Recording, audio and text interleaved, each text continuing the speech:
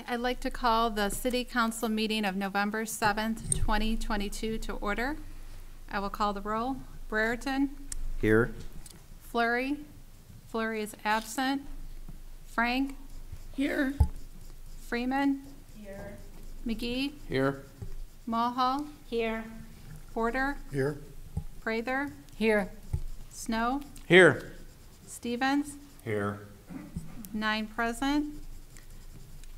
As you can see, Mayor Morris is absent tonight, so I'll turn it over to City Attorney Mike Drella. So as most of you recall, when the mayor is absent from a meeting, the city council or committee of the whole, if it's a committee meeting, would have to choose an acting chair to preside over the meeting.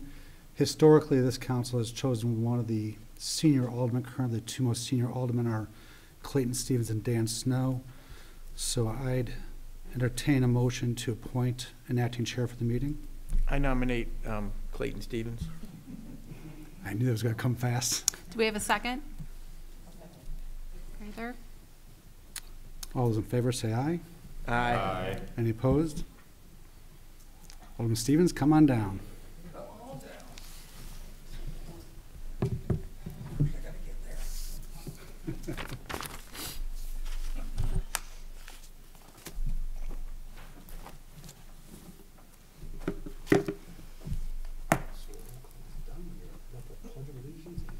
Yes. I'd like everyone to stand for the Pledge of Allegiance, if we could, please.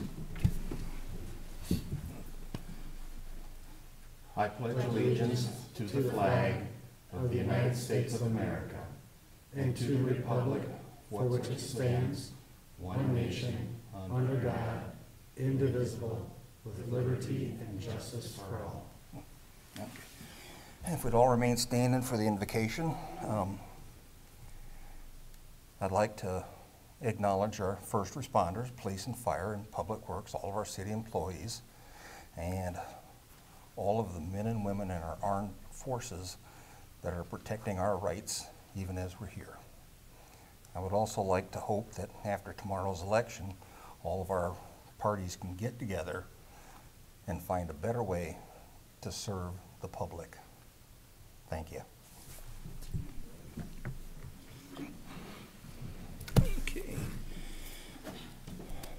Okay, do we have any public comment tonight? No, we do not. No, we do not.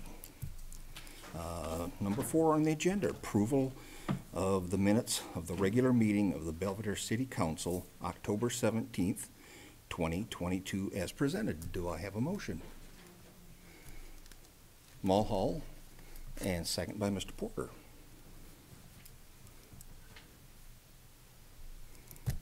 Voice or? Voice. Oh, okay. Those in favor of the motion, when the clerk calls it out, say yay, and those not in favor say no. Brereton. Aye. Frank. Aye. Freeman. McGee. Aye. Mulhall. Aye. Porter. Aye. Prather. Aye. Snow. Aye. Stevens. Aye. 9 in favor. Do we don't have any public hearing? Special messages and proclamations, none. Approval of expenses, none. 8, committee reports and minutes of city officers. Approval of the minutes of the Committee of the Whole, Public Safety, Finance, and Personnel of October 24th, 2022, as presented. Can I have a motion? Motion by Snow, second by Mulhall.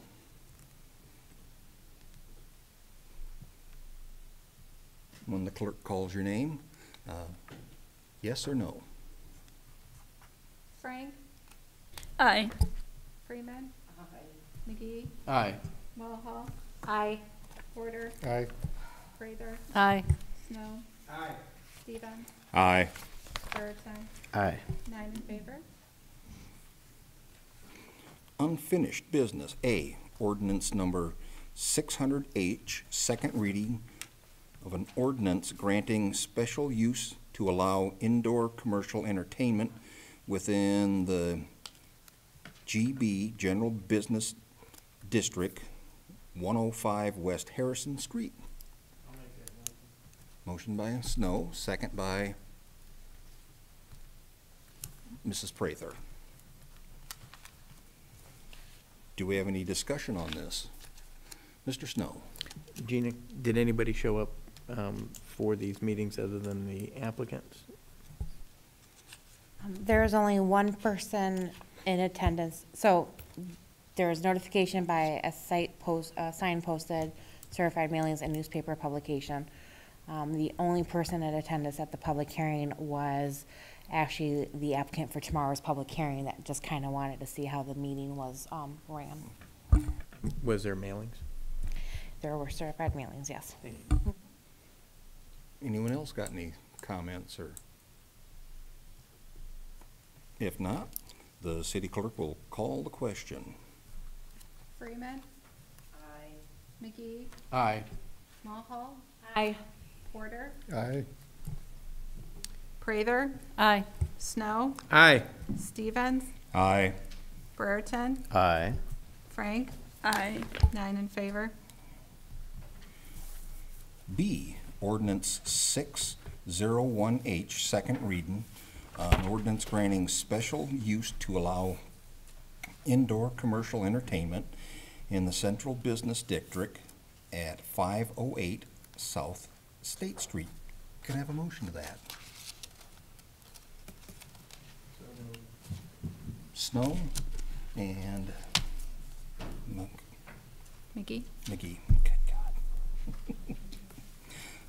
Do we have any comments on this? Mr. Snow? And I realize, Gina, you may not have the scoop, but obviously these last two are looking for indoor entertainment. Do we have any licenses available? And what's the latest standing as far as you know? There are 2 licenses still available. There are several already approved that have contacted the state and is awaiting state inspection, and both set of applicants are aware that just because the special use is approved, that does not guarantee them a license. Thank you. Any other questions or comments? Seeing none, the clerk will call the question. Yes Mickey. to approve, no to not approve. McGee. Aye. Mulhall. Aye. Porter. Aye. Prather. Aye. Snow. Aye. Stevens. Aye. Brereton. Aye. Frank. Aye. Freeman. Aye. 9 in favor. New business, Resolution 2022-25, a resolution authorizing the mayor to execute and the clerk to attest a collective bargaining agreement with the Belvedere Firefighter Department officers. The contract will run from 2022 to 2026. I'll make that motion. Do we need a motion? Okay, motion by Snow, second by Porter. Any discussion or clarification? Just real briefly, and I'm gonna throw Chief Shadle under the bus for a second. We did make one change to the collective bargaining agreement to, at the chief's request in cooperation with the officers, to provide for, instead of having an acting chief cover the chief's absence, it would be a on-call commander to respond to certain emergency situations. I'll let the chief explain it better. If you guys will look at the agreement, I believe it's page 84 of your packet. If they're not numbered, it is page 23 of the contract agreement, and it is section 10.1, part D. I'll give you guys a second to get there.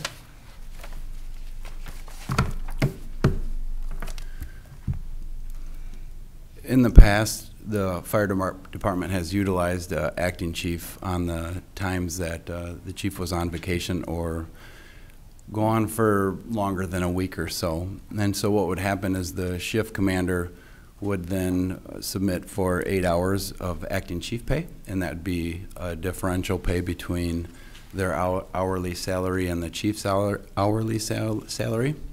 I thought this to be a more efficient way to do that. So one of the main responsibilities of the chief is anytime that there's a fire in the city or a major incident or an auto aid for any of the other agencies in Boone County, one of the chief's primary responsibilities was to respond and help coordinate that incident. And in his absence, the shift commander is unable to do that. If it's an incident in the city, he's already there.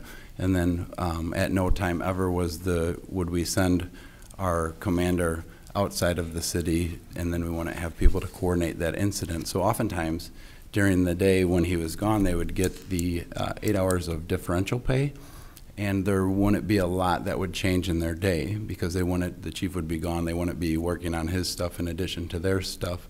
So this was an idea that I had with the officers, and they agreed. And I said, well, if I'm out of town, would one of you guys be willing to take the command buggy, which has the additional radios, and it's also a licensed BLS provider vehicle, to take that vehicle that would normally be sitting, and then if there is a large incident or a fire in the city, or a need for a chief for auto aid, which we respond automatically, then would you guys be willing to do that for that same pay? So this was really a cost neutral approach to that, and they said, yeah. And so actually when I was gone at class at the National Fire Academy for a week, we tried it out, and we did that, and they volunteered, and they had coverage. And during that week there was one larger incident that they did respond to, and so I thought that this was providing a better value for the citizens and provided more safety for the crews working on scene. And also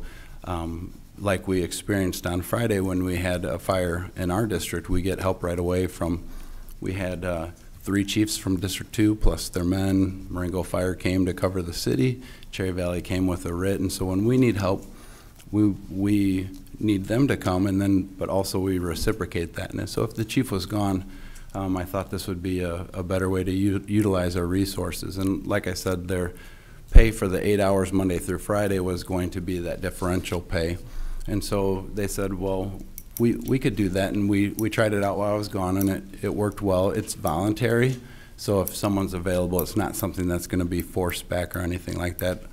Those guys would likely be getting off of a 24-hour shift, and then so if they had something planned, because part of the requirement is if you're on call, is that at no time would you be more than 45 minutes away from Station 1. So they'd have to commit that day to, I mean, they can't leave town, they can't have vacation plans, they can't be out on a boat fishing. They kind of, if they're available to respond, then they would take that. So we created Section D, and it basically says that, and they said that they would do that for 8 hours of differential pay. So it's a fairly cost-neutral approach. The only time that it would cost more is that in the past we didn't hire an acting chief on Saturday or Sunday, but that cost of the differential pay on Saturday or Sunday, it would be a discretionary choice. As of now, I'm going to choose to hire him back if I'm gone. It's just as likely to have an incident on those days as the other days. I wish I had the number in front, but I think it was like a $500 expense over the year. Basically, with my vacation time equaling about 4 weeks, that would be 4 weekends. That it would be the additional cost. So that summarizes that Section D. So like I said before, it's fairly a cost-neutral approach. It sounds like a new position, but we're just reallocating those funds and using them in a more productive way. So otherwise, there's no other changes to the agreement as previously presented. And the officers have agreed to that already, so. Any questions of the chief or Mr. Drella? Thank you, Alderman Stevens. So Chief, this is like somebody that's just getting off duty on that day, or would they already be at home because they're an off-duty person, right? So what happens if everybody has plans or nobody does it, then does it go to like the most or the least seniority person that's getting off duty would somebody has to coordinate, right? So in the past there was nobody. It just there wouldn't be anyone additional. So if someone wasn't able or someone didn't take it, it would just be a day that there wasn't somebody available. So it's nothing that I would force someone back to do. Like I said, in the past history of the fire department, it hasn't been an option. So we're going from having that none of the time to at least most of the time. Thank you. Any other questions? Alderman Snow. Not being that all familiar with everything, but you have lieutenants and captains, correct? And this addresses both those positions. So in theory, you could have a lieutenant in charge at that point, right? Over the captains, or what? I'm just curious. That's a great point. Actually, when I had first presented this language to Attorney Drella, it was called acting chief, and he said exactly what you just said. So if, let me go back. So the lieutenants act as shift commanders 25% of the time. So that's a role that they're used to fulfilling. But he said, what if Captain Burdick, our most senior captain, is on scene running the fire, and Lieutenant Tangy is acting chief, and he's contractually called acting chief? Technically, he's over the entire incident in the entire city, and that's why Attorney Drello came up with on-call commander and not calling it acting chief. That's a good question. Any other questions or comments? None? Oh, Mr. Burton. Thanks, Chairman Stevens. So just to clarify then, so is this something added since the last time we discussed this? Is that right? Yes, that was not in your packet We last actually time. discussed it previously as it may be coming up. We had not finished our discussions with the officers at that time, so it was not in writing in the contract, but we had discussed it previously with you. So this was something discussed when the mayor was here, is that right? Yeah. I talked about it last meeting where we're talking about a possible command position, and we'd be coming back to you with language. And yes, the mayor's aware of it and signed off on this language. Any other questions or comments? Seeing none, the clerk will call the roll. Those that approve, yes. Those that disapprove, no. And I will clarify, you're right, you did not see the specifics of this language, Alderman Brereton. We talked about the new language coming in gist, but not the specifics. Mulhall, Aye. Porter, Aye. Prather, Aye. Snow, Aye. Stevens, Aye. Brereton, Aye. Frank, Aye. Freeman. Aye. McGee, Aye. 9 in favor. Motions of public safety. A, motion to purchase one 2023 Dodge Durango at a cost of $38,228 plus equipment and installation in the amount of $3,675.24. Motion, payment to come from the 2023 capital fund line items. Do I have a motion? You don't need one, South Committee. Oh, Just not- discussion. Just discussion. Any discussion? Mr. McGee? We don't need a motion. Oh, okay, then we need to vote on it then. Any discussion? Any discussion? Ms. Thank Alderman you. Frank? Chairman. When do we expect to get this? Is it here already? No, it's not here already. It has been ordered just because there's such a backlog, but we're probably looking at another 4 to 6 weeks before we're able to actually take shipment.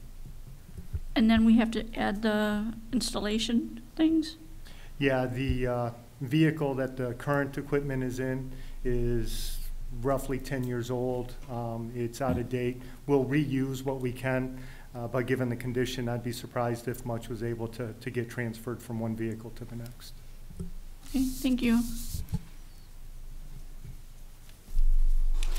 Thank you. So, Chief, I think we had, 4 squads budgeted again this year?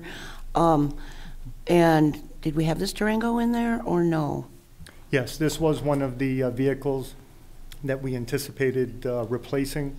I'd have to look at the budget if it was 4 or 5 total, but we are still in the queue for Chargers. They were supposed to come out and be available in October. That date got pushed back, and as of right now, we still don't have a date on when those vehicles are going to be available. There's not even pricing for them yet. So. That was going to be my next question, if we had any news on the Chargers. So that might be next fiscal year. Yeah, at this point, it's hard to say. Thank you. Any other questions or comments? Seeing none, the clerk will call the question. Those in favor of yes, those not, no, please. Porter, Aye. Prather, Aye. Snow, Aye. Stevens, Aye. Brereton, Aye. Frank, Aye. Freeman, McGee, Aye. Mulhall. 9 in favor. Motions of Finance and Personnel, Chairman Rick Brereton, please. Thanks, Chairman Stevens. B, motion to approve the renewal for calendar year 2023 with Blue Cross Blue Shield of Illinois for medical and self-funding dental for the City of Belvedere employees. Do we need a motion? No motion, No just discussion. Any questions or concerns? Seeing none, the clerk will call the question, call roll, and yes if you want to approve, no if you don't. Prather, Aye. Snow, Aye. Stevens, Aye. Brereton, Aye.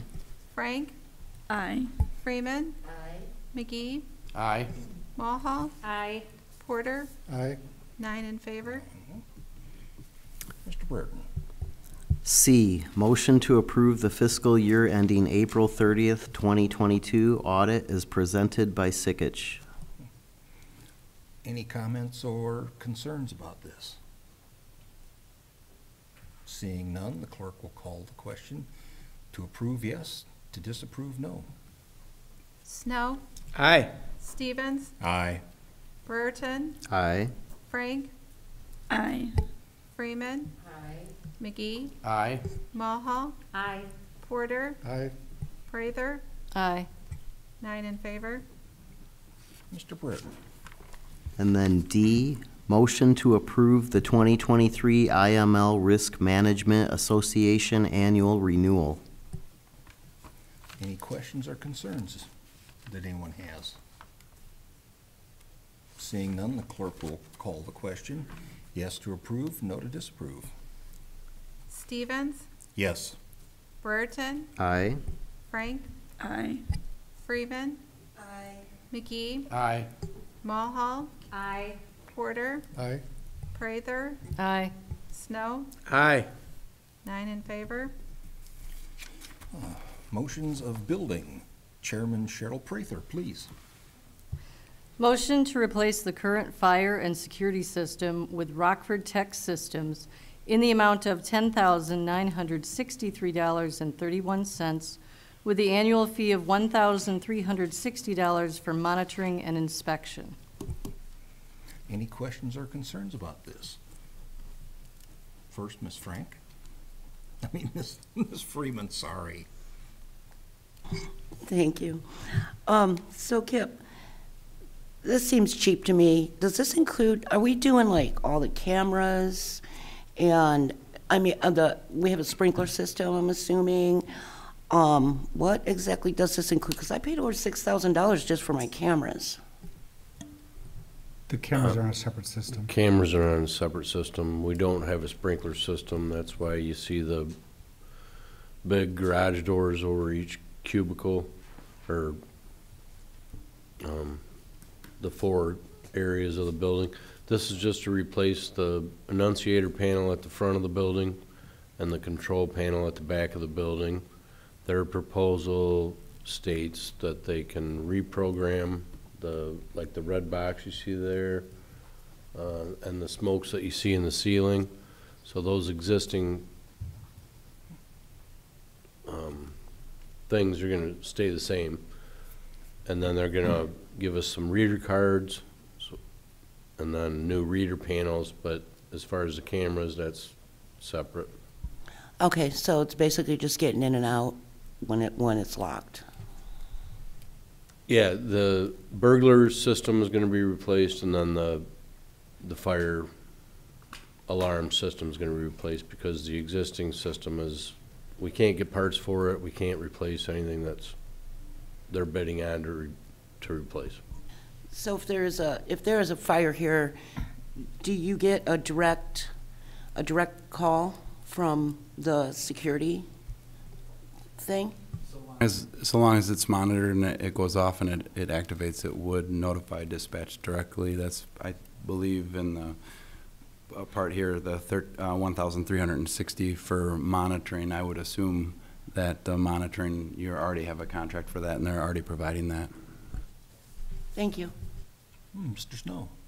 So, the 1360 for the monitoring, obviously that's subject to change next year, and most likely will go up potentially, or is that locked in for any particular amount of time by chance?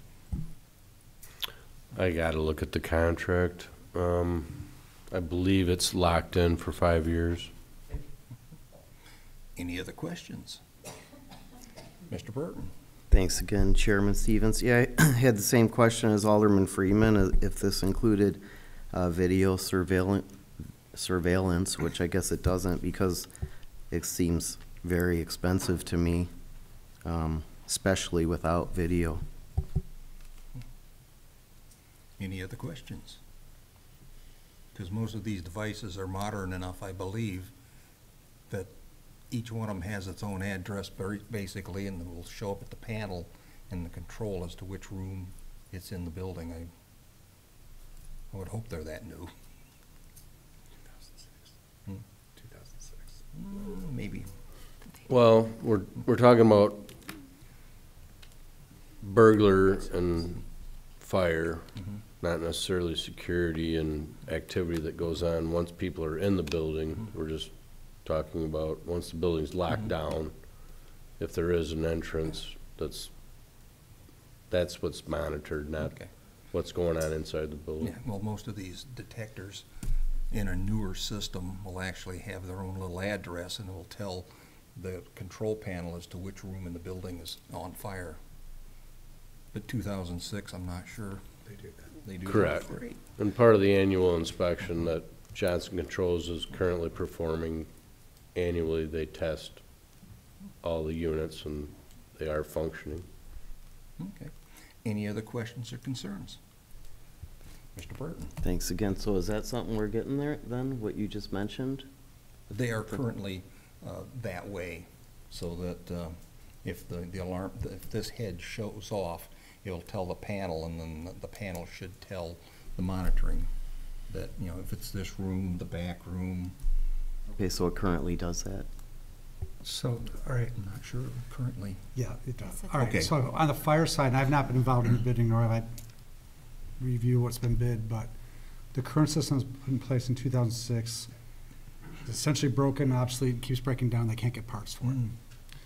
At the front of the building, you walk in, you'll see a little panel that has little squares on it, shows if it was working properly, if there were a fire, a fireman could walk in the door, look at that, and know exactly where the fire's at. That is broken. Back in the back of the building, in a spot that will not disclose on TV, are the computers that run the whole system. Those also need to be replaced. So essentially what you're doing is you're buying a new server to manage the fire alarm system. The peripherals, which are all of your smoke actual detectors, are fine, and those will stay and just be connected to the new computer. The annunciator pad will be replaced so that it can talk to the new computer. And on the burglar alarm side, again, we have to replace the computer that runs the whole system, and they're also going to replace, I believe, the swipe card readers at all the doors, because it'll be a new system. The current swipe card reader system, as you all know, doesn't work the best. So that'll be a new system that will work better. Any other questions or concerns? And in addition, it'll eliminate a landline that we're currently using that was installed in 2006, and it will go to the cell towers, which is, from all the bids that we received, is more efficient than the original landlines. Okay. Any other questions or concerns? The clerk will call the roll of those for yes, those against no. Brereton, Aye. Frank, Aye. Freeman. McGee, Aye. Mulhall, Aye. Porter, Aye. Prather, Aye. Snow, Aye. Stevens, Aye. 9 in favor. Well, that's the end of the agenda. Anyone got anything for the good of the city or anything they'd like to say? Well, seeing none, we can call this meeting adjourned Get a at, motion to adjourn? motion to adjourn at 7:30. Porter and Burton. Those in favor, aye. Those who want to, nobody wants to stay then. We call the meeting.